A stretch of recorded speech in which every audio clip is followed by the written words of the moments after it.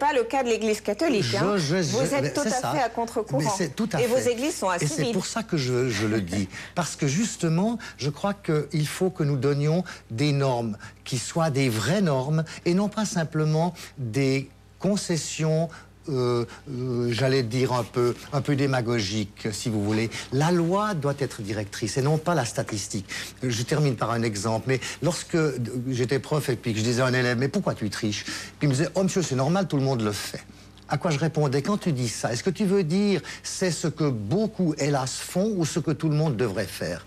Et alors il me disait, oui, c'est vrai, c'est ce que, hélas, ils font, mais pas ce qu'ils devraient faire. Ainsi, permettez, je lui disais, tu vois, tu es victime de la statistique, tu confonds la fréquence avec la norme. Ne dis pas c'est normal, dis c'est fréquent. Donc il faut vraiment toute une réflexion de la société sur les valeurs fondamentales et qu'on s'entende. Ça doit être le moment.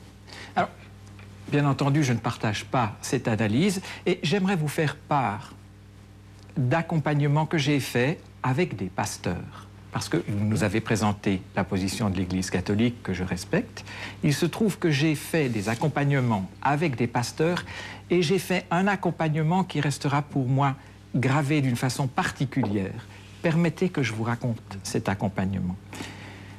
Le pasteur était présent le jour du décès, de l'autodélivrance de la personne. Il avait demandé à ses autorités ecclésiales s'il pouvait être présent et ces autorités lui avaient dit « Faites ce que vous sentez devoir faire, ce que comme pasteur pour ces gens, vous devez faire. » Le pasteur était présent. Il a fait autour du lit de la personne une petite cérémonie en lisant les psaumes que cette personne aimait. Ensuite, il lui a dit combien on l'aimait et combien elle allait nous manquer. Et il lui a dit la plus belle phrase que j'ai jamais entendue, et je vous la soumets à réflexion. Il lui a dit « Je souhaite que la lumière du Christ éclaire la vallée de la mort que vous allez traverser. » Et cette personne a bu la potion immédiatement après et s'est endormie. Cette personne était entourée par son pasteur. La famille a été accompagnée, entourée par ce pasteur et cette famille fera toujours confiance à ce monsieur qui pour moi est un grand monsieur et qui a accompli pas un acte de religion mais un acte de spiritualité et je fais une immense différence entre l'institution religieuse et la spiritualité. Vous dites bien sûr, mais je comprends. Ce que vous êtes en train de dire, Jérôme Sobel, c'est que ce qu'a fait ce pasteur, le prêtre, ne pourrait pas le faire. Vous dites bien sûr, mais vous le feriez, l'accompagnement au suicide assisté? Lorsqu'une personne a pris sa décision, oui, je n'ai pas de pouvoir sur cette décision. Et lorsque cette décision est mûrement réfléchie, je vais l'accompagner dans une décision. Même si c'est un suicide, c'est un péché mortel pour l'Église catholique. Mais oui, mais c'est pas moi qui le fais, je vais pas l'approuver, mais après je vais l'aider dans sa décision. Vous savez, comme enseignant, j'étais dans des gymnases puis à l'Uni, mais dans les gymnases, on a été affronté à beaucoup de problèmes avec des jeunes. Et parfois, j'ai dû dire à certains jeunes, je ne suis pas d'accord avec ce que tu vas faire, mais tu pourras toujours compter sur moi. Et parfois, c'est moi qui ai ramené de l'hôpital certaines jeunes filles. J'imagine que vous êtes... Pour moi, je suis heureux de cette ouverture, parce que je vous dirais que j'ai eu une expérience d'un accompagnement chez une vieille dame. Et le curé avait promis la veille à la vieille dame qu'il serait parmi nous. Le curé n'est pas venu. Nous avons téléphoné à la cure et il y avait un répondeur automatique qui donnait quelques explications. Cette vieille dame a dit « Nous n'attendrons pas ce monsieur ». Et les gens qui étaient présents n'oublieront pas cette démission. Oui. J'aimerais qu'on regarde un autre témoignage et qu'on parle aussi des soins palliatifs, hein, parce que c'est souvent présenté comme un complément pour certains ou une alternative. Un témoignage diffusé aussi sur notre chaîne, c'était dans l'émission de Sophia Pegmes en 2002, celui de Madame Evelyne Roth, qui elle aussi était une malade en fin de vie, très gravement atteinte dans sa santé, qui a choisi de s'en aller, toujours avec Exit. Il est évident que nous allons diffuser cet extrait tout à fait en accord avec la famille d'Evelyne Roth. On va regarder.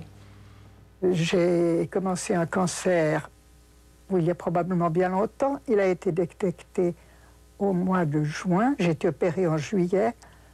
Et on peut dire que depuis cette période, je n'ai pas eu un jour de bon.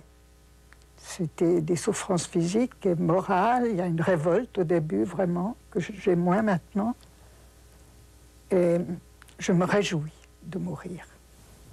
Est-ce que vous avez arrêté une date? Oui, c'est dans 15 jours exactement.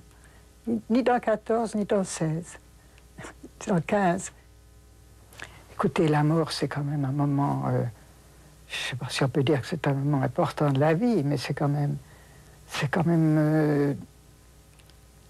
pas une porte, mais toutes les portes se ferment. N'est-ce pas? Il y a quelque chose là de définitif. Il y a beaucoup de choses que j'aime énormément. L'amour. L'amour. Et tout cela va disparaître, pour moi. Ça, c'est émouvant.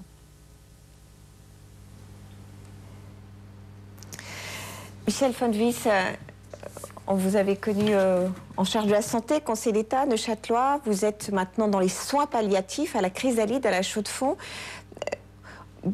On ne va pas faire un débat d'idées, mais on sait que dans les milieux des soins palliatifs, on n'aime pas trop la démarche d'Exit. Par rapport à cette dame qui avait choisi, elle, Exit, qu'est-ce que les soins palliatifs peuvent apporter? Ce qu'on propose, c'est en fait d'accompagner les personnes qui le souhaitent et pour lesquelles ça fait sens, les accompagner de façon à ce que leur qualité de leur vie dans cette période de fin de vie soit la meilleure possible, compte tenu des circonstances, de façon à ce qu'elles puissent vivre avec leurs proches ce qu'elles ont encore à vivre pendant le temps compté qu'il leur reste justement à passer sur cette terre.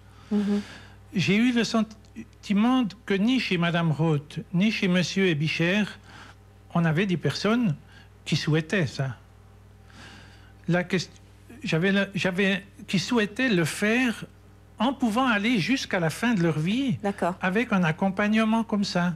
Parce que dans la définition même des soins palliatifs, mais c'est lié aux valeurs qui les sous-tendent, on ne va pas donner intentionnellement la mort à une personne, mais on va bien lui permettre de vivre ce passage qui, tout comme la naissance, est un passage difficile, mais qui peut-être permet de grandir en lui donnant le potentiel de traverser quelque chose qui, a priori, ne paraît pas possible de traverser.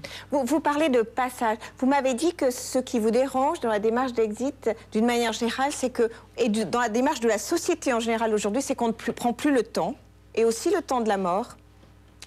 Mais M. Sobel le disait tout à l'heure, la société évolue, on est dans une société McDonaldisée, avec fast-food, avec zapping, et il faut que tout soit vite expédié et qu'on puisse passer à autre chose.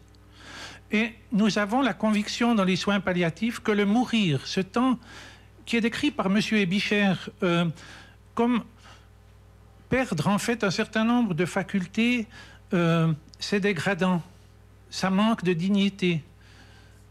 Mais nous, on ne le voit pas comme ça. On dit dans la condition humaine, il y a ça aussi. Et on a tout en nous, si on est un peu aidé, pour le traverser. Donc vous voulez donner de la dignité à tout être humain, y compris un être qui souffre, y compris un être qui n'est plus en pleine possession de ses moyens. C'est un peu ça, votre démarche? On ne veut pas la donner dans les valeurs qui sous-tendent les soins palliatifs. Cette dignité existe et elle n'est pas liée à l'état de santé ou à l'état de dépendance d'une personne. Elle est liée au fait même que cette personne existe. Et je ne le dis pas en tant que religieux, parce que je ne suis ni protestant ni catholique. J'ai une spiritualité, mais pas une religion, mais j'ai cette conviction que c'est là une loi de la vie, une loi de l'amour. Vous entrez dans cette société McDonaldisée? Non, je pense que quand on voit la réflexion qui sous-tend un départ, quand on voit par où on doit passer, le terme McDonaldisé me semble un petit peu léger et complètement inadéquat. Moi, je ne suis pas contre les soins palliatifs. Je suis en faveur des soins palliatifs, ils sont nécessaires.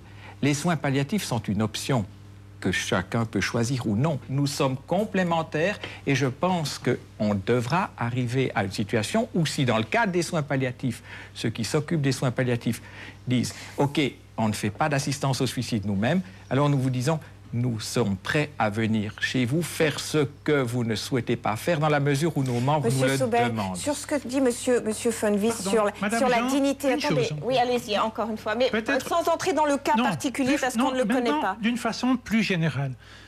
Ça fait 3 ans qu'on discute, Monsieur Sobel, de ça, et plus. Et quand je dis on, c'est nous, parce que je ne suis pas seulement le responsable de la chrysalide, je suis membre du comité de la Société suisse de soins palliatifs aussi. On n'a pas les mêmes valeurs qui sous-tendent nos actions, même si c'est un humanisme qui fait que tant pour vous que pour nous, nous proposons quelque chose aux personnes. Et vous souhaitez qu'on amalgame. Et nous disons, nous proposons autre chose. Et nous souhaitons que les personnes sachent ce que l'un et l'autre offrent pour qu'elles puissent choisir en connaissance de cause. Monsieur von Wyss, vous savez parfaitement bien qu'en 2001, il y a une étude qui a été réalisée parmi les membres de la Société suisse des soins palliatifs et vous avez appris avec stupeur et surprise que 44% des gens qui ont répondu à cette enquête et qui étaient membres des soins palliatifs étaient en faveur du suicide assisté et que 32% étaient même en faveur d'une euthanasie active dans des situations particulières. Donc même dans le cadre des soins palliatifs, il y a des soignants qui seraient prêts à faire un suicide assisté. Alors, laissez-les œuvrer s'ils sont prêts à le faire. Et moi, je souhaite qu'il n'y ait pas un dogmatisme des soins palliatifs au niveau des responsables qui disent non, on ne le fait pas par définition. Moi, je vous dis, les soins palliatifs doivent pouvoir offrir cette option et vous pouvez faire appel à nous si vous ne souhaitez pas le faire vous-même, mais ouvrez-nous les portes des soins palliatifs. Vous voulez qu'Exit puisse aller dans les soins palliatifs et les hôpitaux. J'aimerais donner la parole à Philippe Dekens. Vous m'avez dit en préparant cette émission que vous accompagnez en ce moment même une femme de 40 ans qui est en cancer de phase terminale, qui avait un fils de 16 ans. Qui n'était pas très favorable à la décision de sa mère. Tout ça, c'est encore une fois extrêmement lourd. Est-ce qu'il arrive qu'on doute? Est-ce qu'il arrive qu'en entrant peut-être après un suicide assisté, on ne puisse pas dormir, on se dise c'est vertigineux, je ne peux pas continuer à assumer cela? Il est un fait sûr et certain que chaque situation est différente. Quand nous accompagnons des personnes âgées, qui ont 85, 90 ans, on se dit, bon, c'est une fin de vie normale, si je puis dire. Il est un fait sûr et certain, quand nous accompagnons des gens beaucoup plus jeunes, c'est une très lourde responsabilité. Et il est un fait sûr et certain aussi qu'on se pose des questions après. A-t-on bien fait? On se remet de temps en temps en question. Et c'est là le problème de l'accompagnant ou de l'accompagnateur, c'est que comme c'est très lourd à porter, ça nous prend, pour certains cas, pas mal de temps à se remettre de ça. J'aimerais qu'on regarde... Monseigneur Genoux, vous voulez dire quelque chose?